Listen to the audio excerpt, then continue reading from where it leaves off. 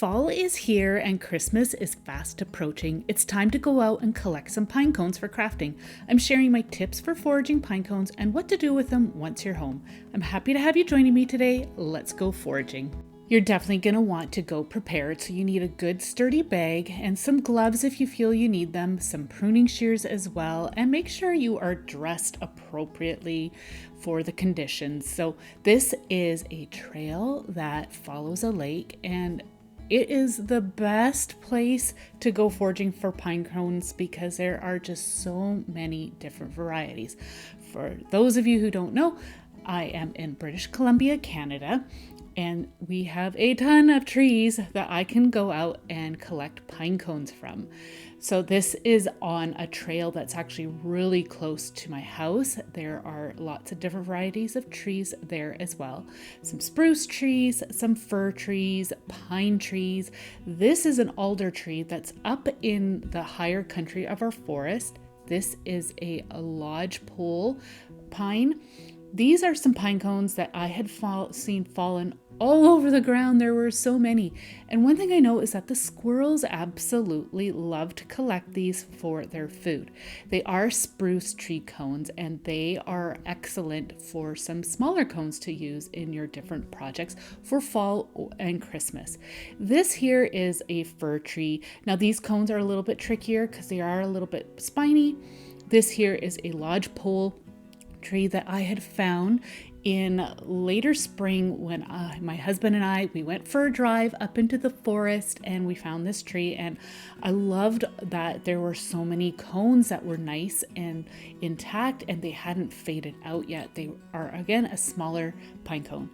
These white pine cones are really big, and they are actually a really interesting cone to use for your crafts, especially if you're doing a bigger project.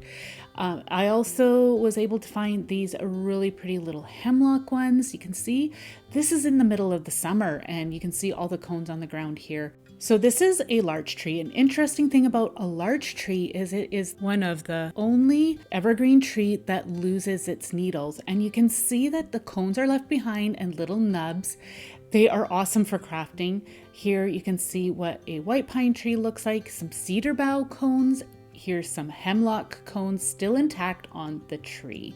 So once you're home and you've got your different variety of cones, you could see how I would collect them in the spring, in the summer and fall. The best time to forage for them is in the fall though.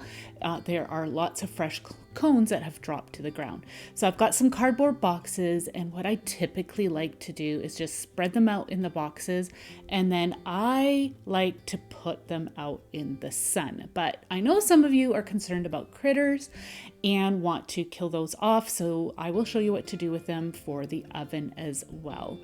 So I've got a cookie sheet here, and I'm going to line it with some tin foil. That will protect the pan so you can continue to use it for cooking. So as I mentioned before, I typically like to set these outside in the sun and just let them dry out naturally. I find that it works best for me personally, but I know not everybody is able to do that. So this is definitely another option.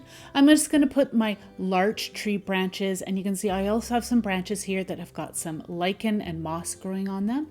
And the lichen branches, well, it had fallen to the ground and it had rained that week that I had foraged. So there was quite a bit of moisture in them. You can see these white pine cones, they were heavily saturated.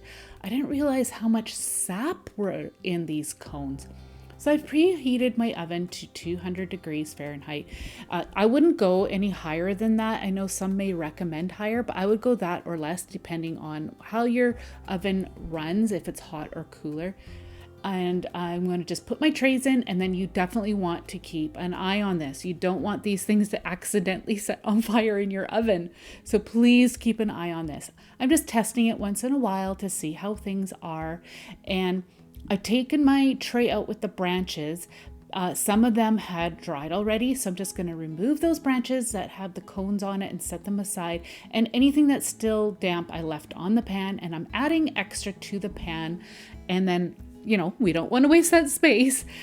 I'm also going to flip these pine cones over. Again, these are the white pine cones. You're going to do the same with all of the pine cones, treat them the same way, and just remember to keep an eye on them. Now, like I said, these had so much sap in it, and I didn't realize it at the time. I thought it was just water. So I struggled with these ones a little bit. I have foraged some white pine cones in the spring and summer, and they're not as heavily saturated. You can see here the sap was starting to burn, so I decided to pull those pine cones out, and I went and put them out in the sun on a nice sunny day in a cardboard box, and they dried up really well. So here's those other pine cones. I've got some spruce and some fir pine cones here. They dried up really nicely in the oven, and here are my branches. I'm going to set those aside for now and work on my cedar bough cones. I have never ever foraged for the cones. I've only foraged for the evergreen. So I've picked some branches that had lots of cones on them, and I decided I'd pick them because I thought they would be the perfect size for those little tiny crafts that we work on, where you just need a touch of some little piece of pine cone or something, just a touch of nature added to your craft. So I'm going to pick those, set them aside, allow them to dry. And same with these hemlock cones. I decided to pick this branch because the color of the cones on here was nice and vibrant, a lot better than what you would pick off the ground. Now, that being said, I typically do pick my cones up off of the ground, especially if they were the large ponderosa pine cones, or you can get some like lodgepole pine cones. Any cones that you like, definitely look for them on the ground. That is a better option, but I was going to use those evergreens for another project anyway, so I went ahead with it. Those are the ponderosa pine cones. These are the white pine cones, and great for crafting larger projects. This is the fir and the spruce tree cones here. And then I also have just a few of the lodgepole cones. They are a nice smaller variety as well. Here are my hemlock and my cedar cones. Go out into nature, see what's around you, be mindful of where you pick, and enjoy your cones for crafting. So here are some different projects that I've made using cones over the years. I've got a compilation video coming up for you soon, showcasing all these projects. Here's the playlist for you to check out in case you want to go right into the crafting with those pine cones. Thank you so much for joining me today. I appreciate each and every one of you, and we'll see you in the next one. Take care. Bye.